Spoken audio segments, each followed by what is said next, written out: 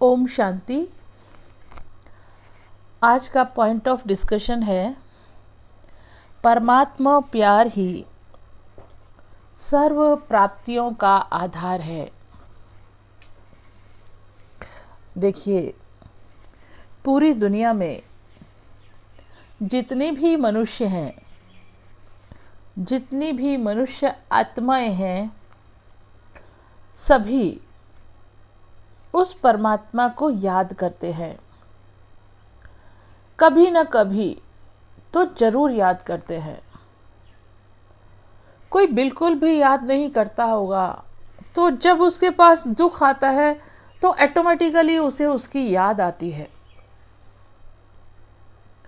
इतनी सारी दुनिया में उसे और किसी की याद नहीं आती, उसी की याद आती है। ओ गॉड हेल्प मी। वो व्यक्ति जो कभी भी भगवान को याद नहीं करता और वो मानता भी नहीं है, फिर भी जब उसके ऊपर कष्ट आता है, दुख आता है, तो अचानक ही उसके मुख से खुद ही निकलता है और ऊपर दृष्टि करके बोलता है, ओ गॉड हेल्प मी। तो हर व्यक्ति इस धरती पर उस परमात्मा को कभी न कभी, किसी न किसी समय अवश्य याद करता है। तो इससे सिद्ध होता है कि उस किसी की कोई प्राप्ति, किसी को कुछ चाहिए, किसी को कुछ चाहिए, किसी की कोई तमन्ना होती है, किसी की कोई और इच्छा होती है, किसी की कुछ और चाहना है। सबकी अलग अलग मनोकामनाएं हैं, इच्छाएं हैं, जो वो उस भगवान के सामने रखते हैं।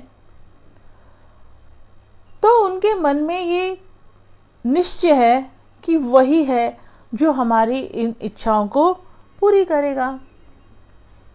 आप जैसे भारत में ही ले लीजिए, किसी की इच्छा होती है हमारे यहाँ पुत्र पैदा हो, किसी की इच्छा होती है मैं बहुत बड़ा बिजनेसमैन बन जाऊं, किसी की इच्छा होती है मैं बहुत अच्छा डॉक्टर बन जाऊं।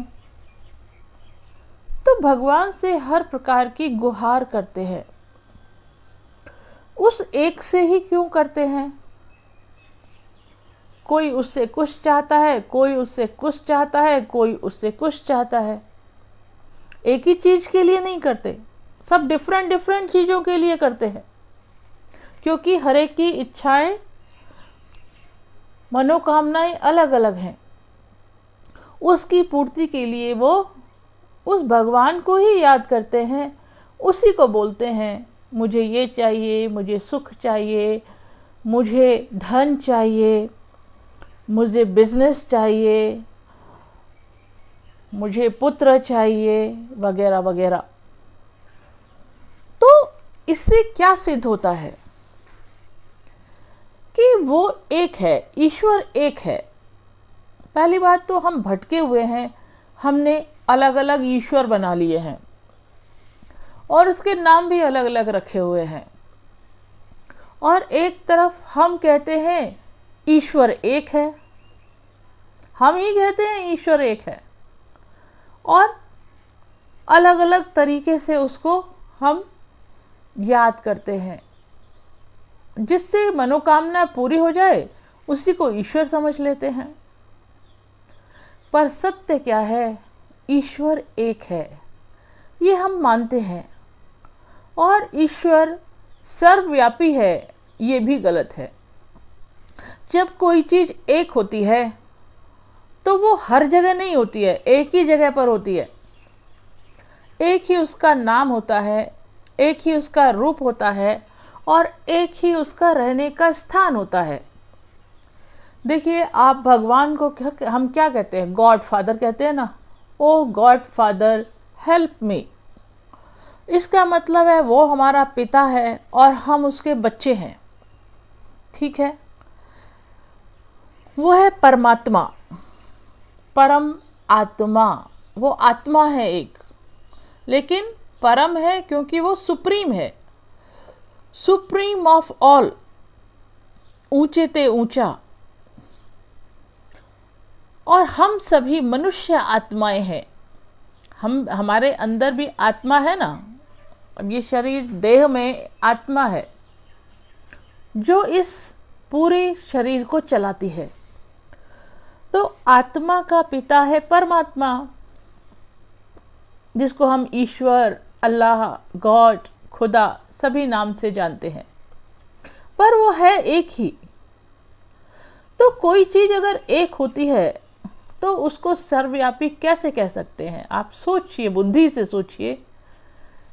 एक ही चीज़ हर जगह कैसे आपको मिलेगी कि यहाँ भी है, जंगल में भी है, शहर में भी है, गांव में भी है, विदेश में भी है, इस कोने में भी है, उस कोने में भी है, कंकड़ पत्थर में भी है, हर जगह है।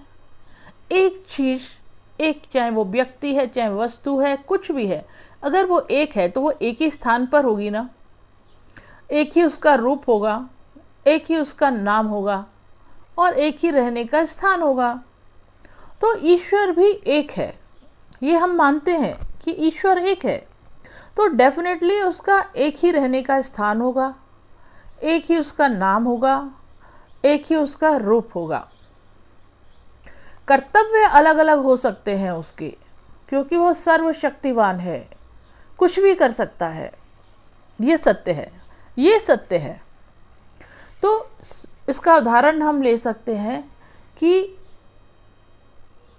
हमारे घर में हमारे जो पिता हैं और हम 4-5 उसके बच्चे हैं, उदाहरण के लिए बता रहे हैं, तो वो पिता जो है, उस पिता के लिए हम कहेंगे कि ये सर्वव्यापी है, सब जगह है।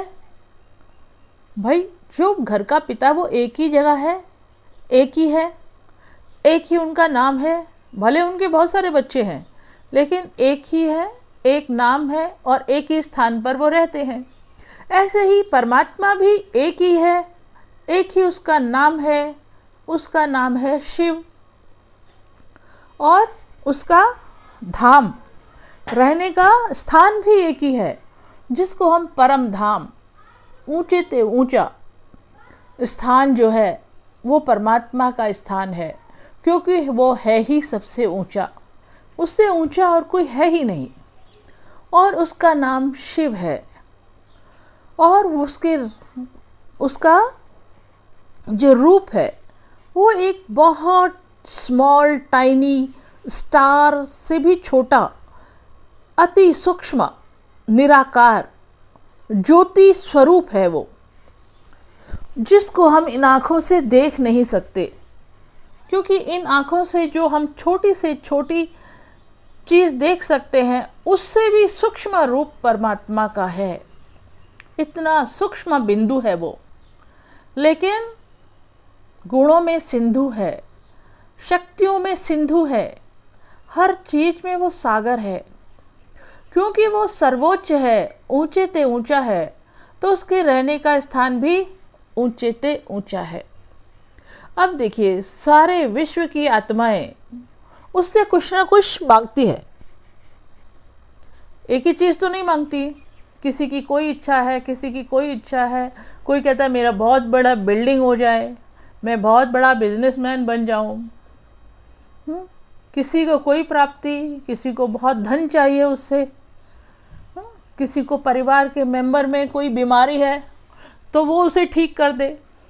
तो पूरी दुनिया के मनुष्य, मात्र मनुष्य आत्माएं उस एक से ही सब कुछ मांगती हैं। तो इससे सिद्ध होता है कि वो परमात्मा ही सर्व प्राप्ति का स्रोत है। वो सर्व को सर्व प्राप्तियां करा सकता है, वही हमें सब कुछ दे सकता है। वो सक्षम है हमें हर प्रकार से संतुष्ट करने में, भरपूर करने में। देखो, गायन भी है ना कि देने वाला खुदा जब देता है तो छप्पड़ फाड़ कर देता है, हमारी झोली भी कम पड़ जाती है, क्योंकि वो गुणों में, शक्तियों में, खजानों में सागर है। और सागर में से हम कितना भी भर लें, सागर को कोई फर्क नहीं पड़ता। वो अखुट रहता है। तो उसके खजाने में से कोई कमी नहीं होती, हम कितना भी ले लें। हम पूरे विश्व की मनुष्य आत्माएं, कितनी करोड़ आत्माएं होंगी, 750 800 करोड़, वो सभी भी अपनी इच्छाएं उससे पूरी कर लें। जो जो भी उसकी इच्छा है वो उससे अगर सब मांग ले और वो सबको भरपूर कर दे, फिर भी उसके खजाने में कोई कमी नहीं आती। उसके खजाने अखुट हैं, इतना विशाल है वो, इतना बेहद का है वो, अनंत बेअंत जिसको कहा जाता है, वो परमात्मा के लिए ही यूज़ किया जाता है। तो वो सबकी इच्छाएं, सबकी मनोकामनाएं, सब कुछ पूरी कर सकता है, कर सकने में सक्षम है। तो इसीलिए पूरी दुनिया के मनुष्य उसी से प्राप्ति करते हैं, उसी से मांगते हैं। तो जरूर कभी ना कभी, किसी न किसी समय आकर उसने हमारी सब इच्छाएं पूरी की हैं। एक समय वो इस धरती पर आता है। कब आता है? जब सभी को उसकी ज़रूरत होती है। सभी दुखी होते हैं, अशांत होते हैं, गरीब हो जाते हैं, लाचार हो जाते हैं। तब वो उसको सभी मिलकर, जब हम उसको पुकारते हैं कि अब इस धरती पर आओ और हमारा कल्याण करो, हमें इस दुख से, अशांति से छुड़ाओ, वो दया का और रहम का सागर है। तो वो हमारे पुकारने पर इस धरती पर आता है। वो इस धरती का रहने वाला नहीं है, ये तो बहुत अपवित्र दुनिया है। भगवान के रहने का स्थान ये नहीं है। वो पवित्रता का भी सागर है। उसके रहने का स्थान बहुत ऊपर है, ऊंचे से ऊंचा है। लेकिन हम सब का कल्याण करने के लिए, हम सब मनुष्यों का कल्याण करने के लिए वो इस समय धरती पर आता है।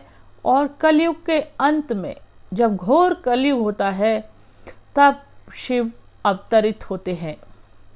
इसीलिए महाशिवरात्रि कहा जाता है कि जब इस धरती पर घोर रात्रि हो जाती है, दुख अशांत हो जाते हैं, फैल जाती है, तब उसका आने का समय होता है और इस दुनिया को बदल वो सुख और शांति की दुनिया, जिसको स्वर्ग कहा जाता है, वो स्थापित करते हैं। तो हम सभी ये मानते हैं कि एक ही है जिससे हम सब कुछ प्राप्त कर सकते हैं।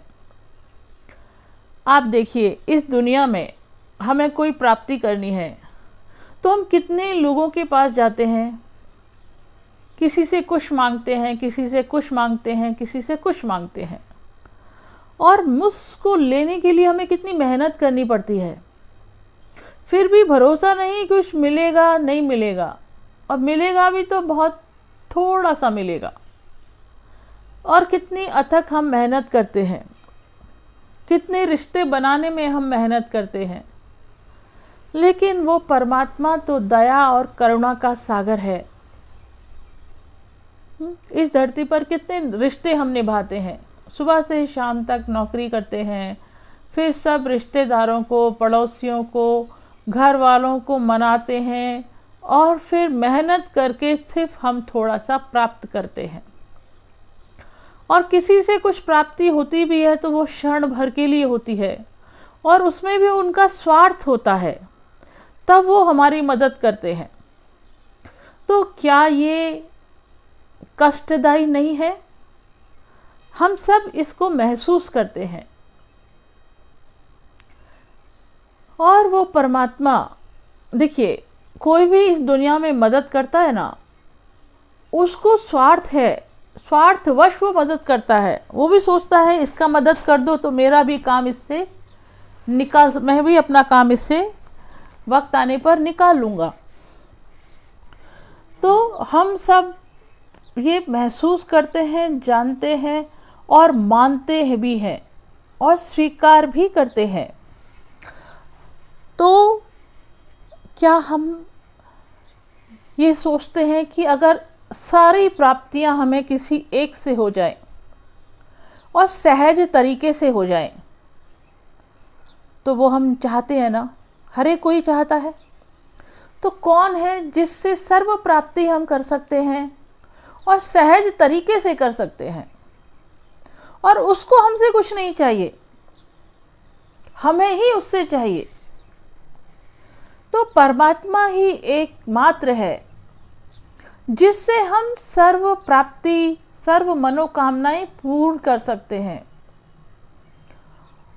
और उसे हमसे कुछ नहीं चाहिए, क्योंकि वो तो दाता है, देने वाला है। हम उससे मांगते हैं और वो दाता है, सबको देता है, और रिटर्न में वो हमसे कोई इच्छा नहीं रखता कि वो हम कुछ उसको दें या उसके लिए करें, क्योंकि वो हर चीज़ में संपन्न है, संपूर्ण है, परफेक्ट है। तो इस समय हम पूरी दुनिया को देख चुके हैं और हम थक चुके हैं कि दुनिया मतलब की दुनिया है। तो इस तरफ तो समझदारी किसमें है कि हमारी बुद्धि अब उस एक की तरफ ही लगनी चाहिए जो सर्व प्राप्तियों का स्रोत है, जो भरपूर है, अखुट है, हर चीज में सागर है। वो हमारी हर इच्छाएं, मनोकामनाएं वो पूरी कर देता है, और इतना सब कुछ दे देता है जो हम स्वप्न में भी नहीं सोच सकते, स्वप्न में भी नहीं सोच सकते। तो ये वही समय चल रहा है। आप देखिए, आप मार्केट जाते हैं तो एक एक दुकान पर कुछ, किसी दुकान पर कुछ लेते हैं, किसी दुकान पर कुछ लेते हैं, किसी दुकान से कुछ खरीदते हैं। लेकिन आजकल मॉल बन गए हैं। जब आप एक मॉल में चले जाते हैं तो उस मॉल में सारी चीज़ें मिल जाती हैं, तो हमारे लिए सहज होता है ना कि एक मॉल में घुस गए और सारी शॉपिंग करके आ गए। नहीं तो कितनी दुकानों पर हमें धक्के खाने पड़ते हैं। अब इसी तरीके से इस दुनिया में दर दर भटकने से तो अच्छा है, क्योंकि हम रियलाइज़ कर गए हैं कुछ मिलने वाला नहीं है, क्योंकि उनके पास भी खुद कुछ नहीं है, वो भी हमारे ही जैसे हैं, तो वो हमें क्या देंगे? और वो परमात्मा अखुट है, भरपूर है, संपन्न है, दाता है। वो हम सबको भरपूर कर सकता है हर तरीके से, फिर भी उसके खजाने में कोई फर्क नहीं पड़ता। इतने अखुट खजाने हैं उसके।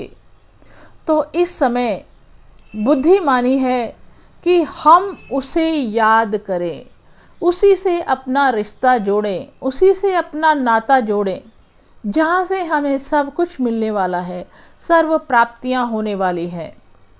तो वो परमात्मा शिव ही है। वो शिव ऊंचे ते ऊंचे स्थान परम धाम का रहने वाला है। उसका रूप है निराकार ज्योति बिंदु लाइट, और हम सब मनुष्य आत्माएं हैं। और आत्मा कहाँ रहती है शरीर में? मस्तक के मध्य अंदर आत्मा के रहने का स्थान है। तो जब मैं आत्मा उस परमात्मा पिता को याद करूंगी, तो भगवान के लिए क्या कहा जाता है? सिमर सिमर सुख पाओ।